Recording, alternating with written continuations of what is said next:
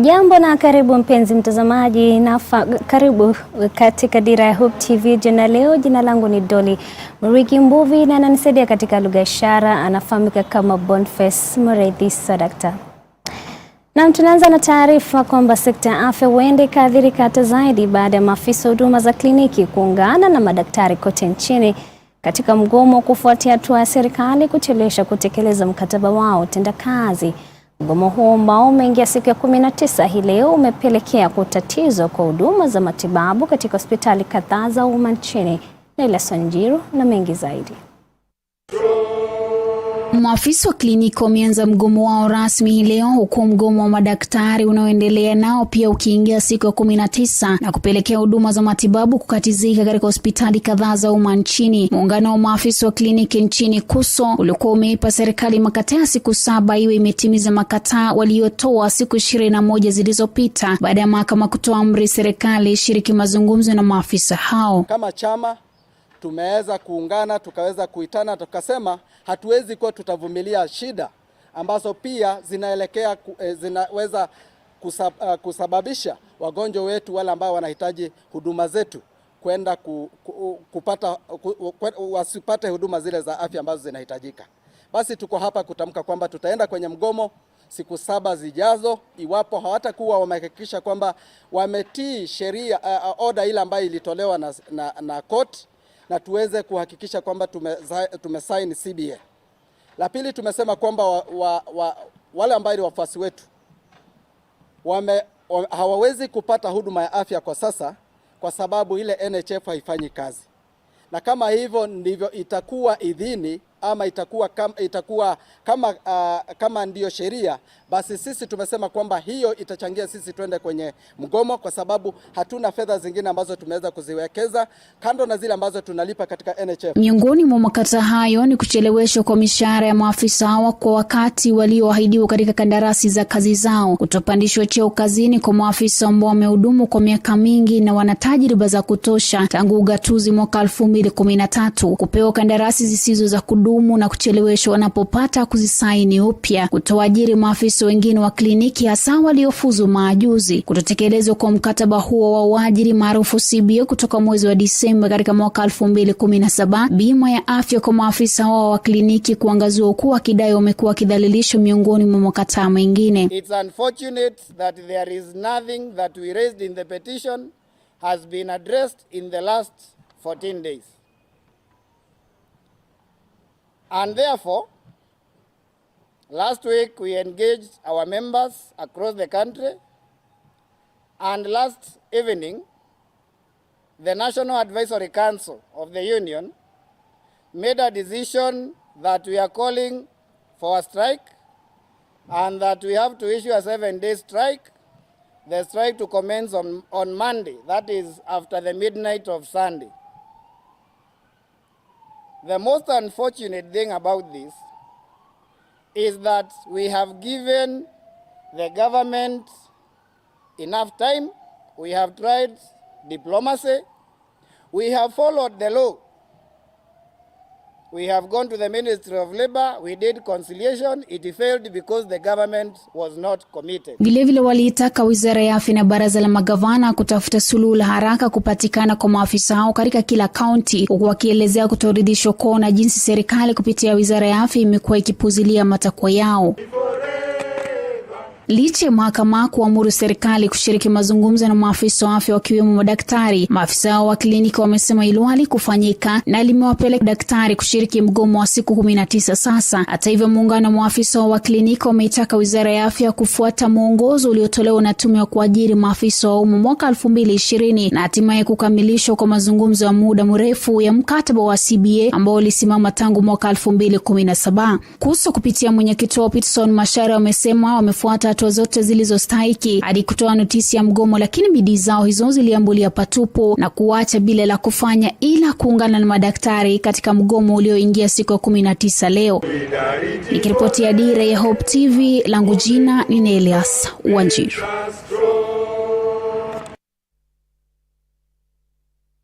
Shukrani sana Elias Wanjiru kwa taarifa hiyo. Tukiachana hayo ni kwamba idara ya hali ya hewa nchini imewashauri wa Kenya kujiandaa kwa mvua kubwa kwa siku 7 zijazo katika maeneo ya nyanda za juu za kati, magharibi mwa nchi, bonde la Ufa, nyanda za kusini mashariki, pwani mwa Kenya, kaskazini mashariki na mikoa ya kaskazini magharibi. Idara hiyo imesema kuwa mvua kubwa hiyo itaambatana na mafuriko katika mikoa hiyo 6. Wakati huo Wakenya wanaishi katika kaunti za Turkana, Marsabit, Mandera, Wajir, Isiolo, Garissa, Tana River, Lamu, Kilifi, Mombasa na Kwale wameshauriwa kunywa maji kwa wingi, kwani maeneo haya yatashuhudia wastani wa hali joto ya mchana yanayozidi nyuzi 30. Katika ufuo wa bahari na sehemu ya kaskazini mashariki mwa nchi, hali joto ya wakati usiku inatarajiwa kubaki juu kuzidi nyuzi 25.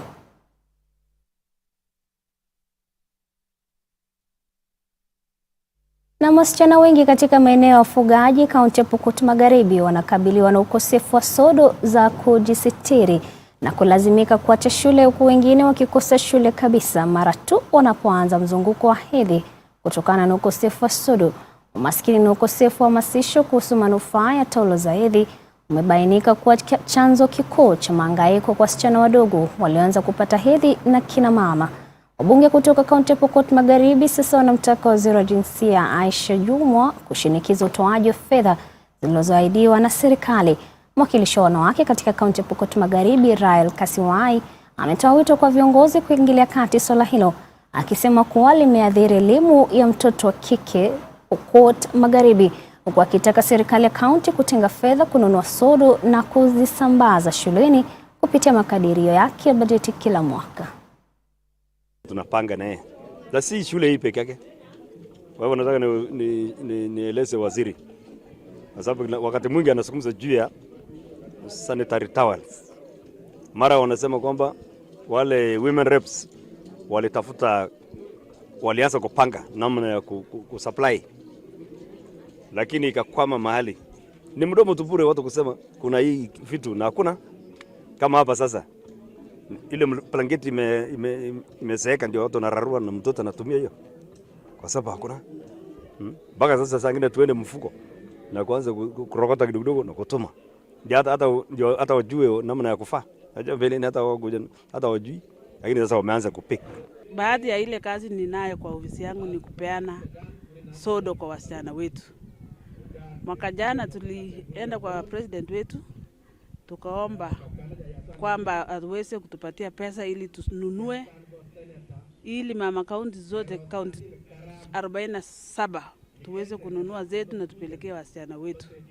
President wetu na namshukuru aliweza kukubali na alitupatia pesa ya kununua hizo zodo. Maajabu ni kwamba tuko na CS wetu wa gender Aisha Jumwa.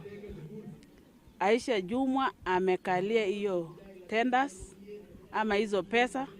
Hadi wakati huu mwaka 2 tumemaliza tukiwa ofisi, wasichana wetu wamekosa hizo sodo. ya Kikristo duniani kote wamekuwa wakitumia njia tofauti kueneza Injili ya Yesu Kristo kwa lengo la kuwashawishi wengine kukumbatia wokovu. Shirika moja la Kikristo kwa jina Bucket Ministry limekuwa likitumia ndoo za kuchungia maji kama chombo cha kueneza upendo wa Mungu kwa kuzipa zawadi ya maji safi na salama jamii hizo zisizojiweza humo nchini na hata nje ya nchi. Mwanahabari wetu Alice Diana alipata fursa kutangamana na shirika la Bucket Ministry na anatueleza jinsi linavyofanya kazi.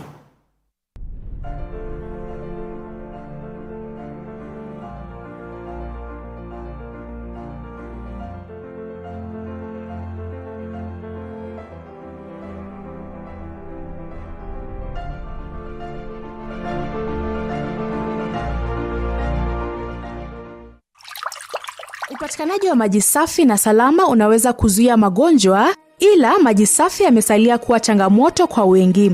Shirika moja la Kikristo kwa jina Bucket Ministry limejitolea kuhakikisha kuwa familia zinazoishi katika mitaa ya mabanda na duni humu nchini na hata katika mataifa mengine yanapata maji safi na salama ya kunywa. Shirika hilo likitumia nafasi hiyo vilevile kueneza Injili ya Yesu Kristo. Shirika hilo limekuwa likifanya kazi kwa ushirikiano na vikundi vya misheni vya humu nchini na vya kimataifa, baadhi ya makanisa na mashirika mengine ya Kikristo ili kusambaza ndoo za kuchungia maji kwa familia zisizo na maji safi. Bucket Ministry imekuwa ikitumia fursa hiyo vilevile kuhubiri neno la Mungu, kwani watu wengi wanaopokea ndoo hizo hukubali kusikiliza neno wanapoelezwa kuhusu maji ya uzima yanayotokana na kuwa na uhusiano na Yesu Kristo. We don't discriminate anyone. We don't discriminate based on religion. Our goal is to try and bring everyone to Christ. That's our goal. But sometimes you meet people who are Muslim. Despite the fact we want them to go to Christ, we'll not deny them the bucket just because they are from a different religion.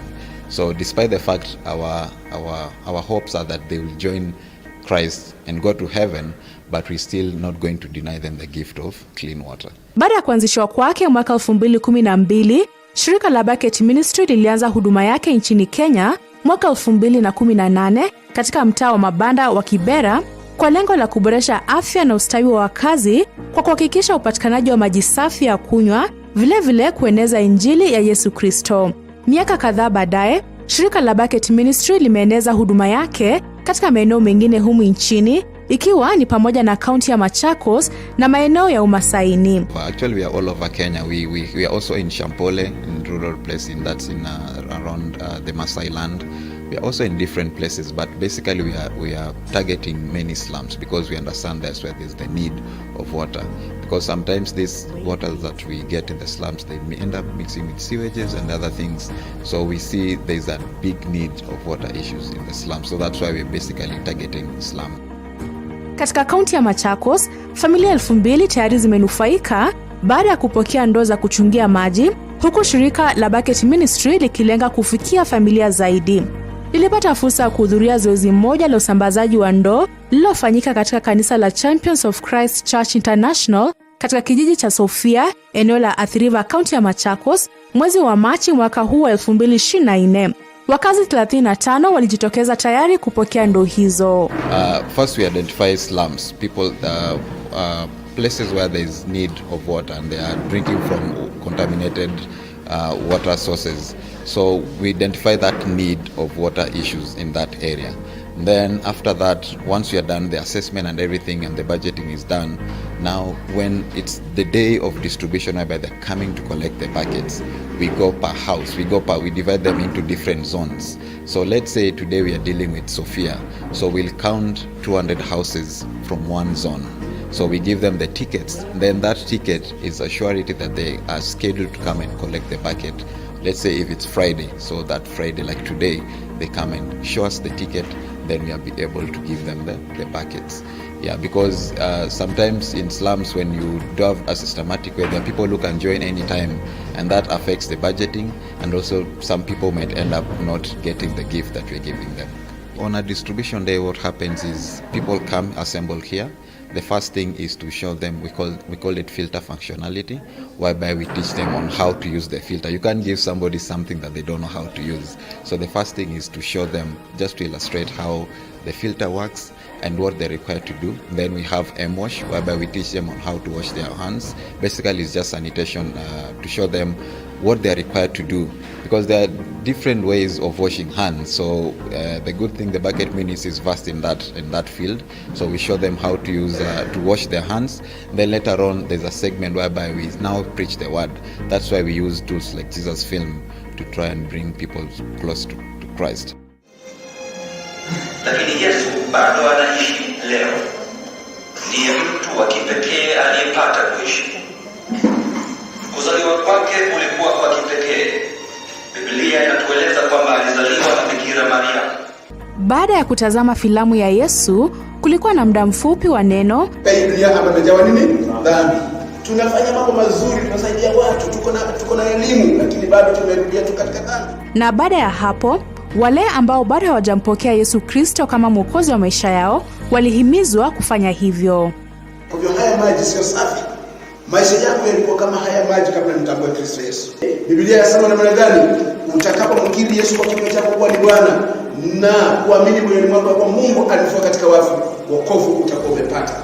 Baada ya kufundishwa jinsi ya kutumia ndoo hizo na kuhubiriwa kuhusu maji yaliyo hai, data za wakazi hao huchukuliwa kabla ya kupokezwa ndoo. The data is collected, there's an app that we use to ensure that when we're going to do the follow-up, there's a systematic way of reaching these people. With their number is recorded and also a picture is taken. So the pictures basically is not going to, like people say, sell it. It's just to show accountability that this bucket was scheduled to go to Sophia slums, at the river slums, and it reached the intended person. Leo tumefunzwa kuhusu Mungu. Mungu alikuja huko dunia kufia sins zetu.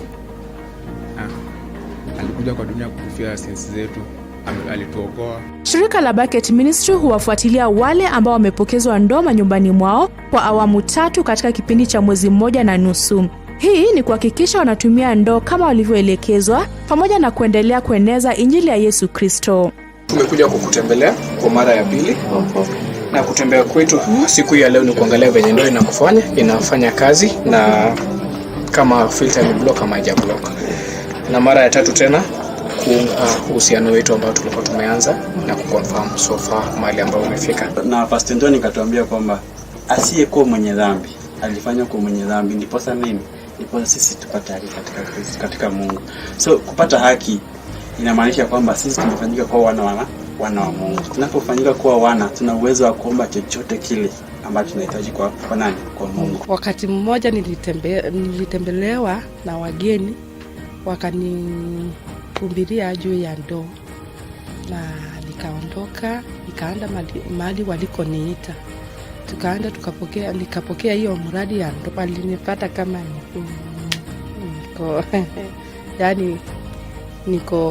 nishahubiriwa neno, nishaokoka, lakini ni vizuri wamenitia motisha ya kuendelea kuhubiri neno la Mungu.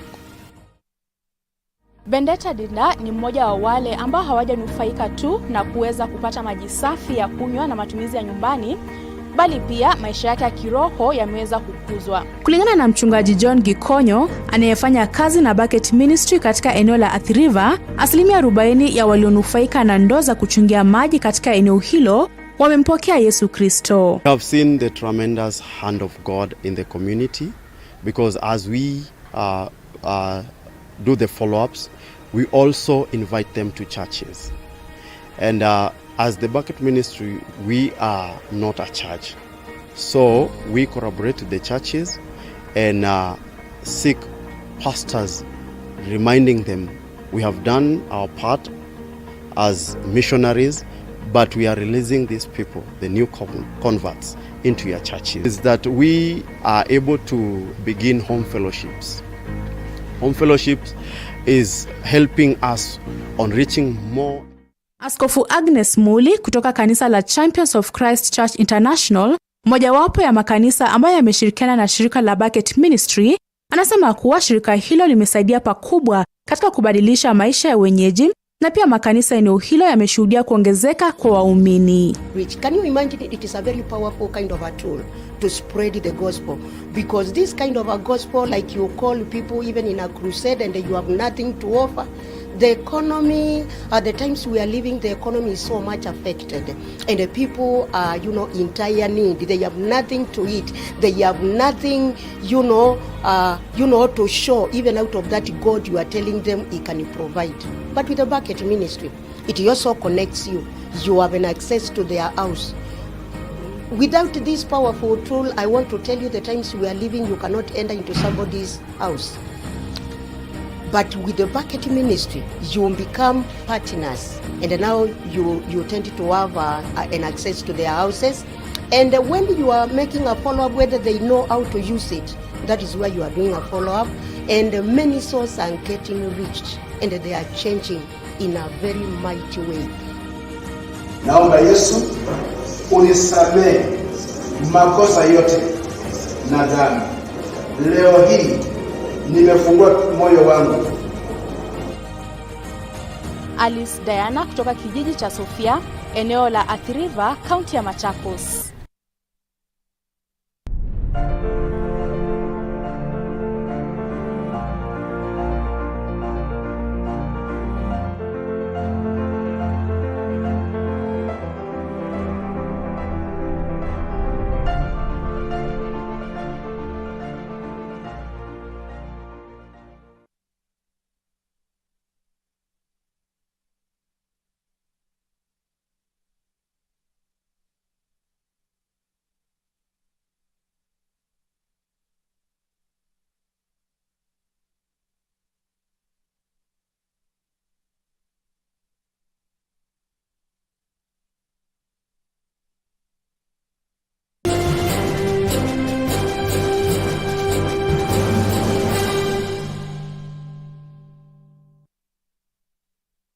Thank you for choosing Hope TV, the channel that brings you hope, entertainment, and inspiration. We value you and would like to serve you better.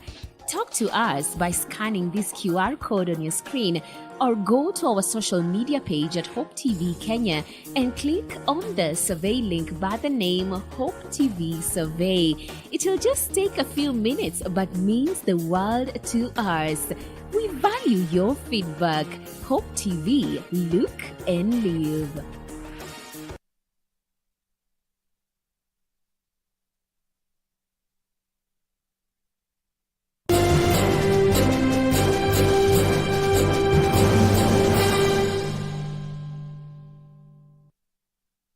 Karibu tena mtazamaji. Kimataifa nchini Senegal, basi Radio Mayfair inatarajiwa kuapishwa hapo kesho siku ya Jumanne baada ya kushinda uchaguzi urais wa Jumapili iliyopita. Radio Mayfair ilizoa asilimia 54.28 ya kura katika duru ya kwanza uchaguzi uliofanyika Machi tarehe 24 na kumzidi mshindi wa pili wa Macky Sall Amadou Ba kwa asilimia 35.79. Hii ni mara ya kwanza tangu Senegal ipate uhuru mwaka 1960 kwa mpinzani kushinda katika duru ya kwanza. Muda tu baada ya kushinda uchaguzi, hotuba yake ya kwanza iligusia kupunguza gharama ya maisha, kupambana na ufisadi, kutafuta maridhiano ya kitaifa, ambapo siku ya Alhamisi wiki jana alionyesha ishara maridhiano kwa kukutana na rais anayeondoka madarakani Macky Sall.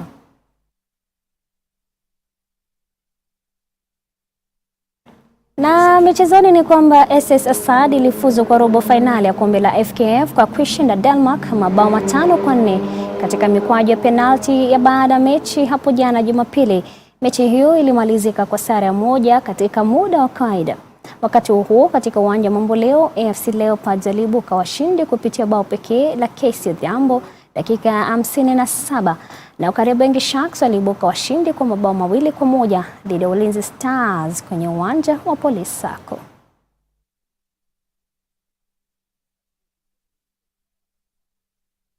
Imekuwa mechi ngumu jinsi tulivyotarajia.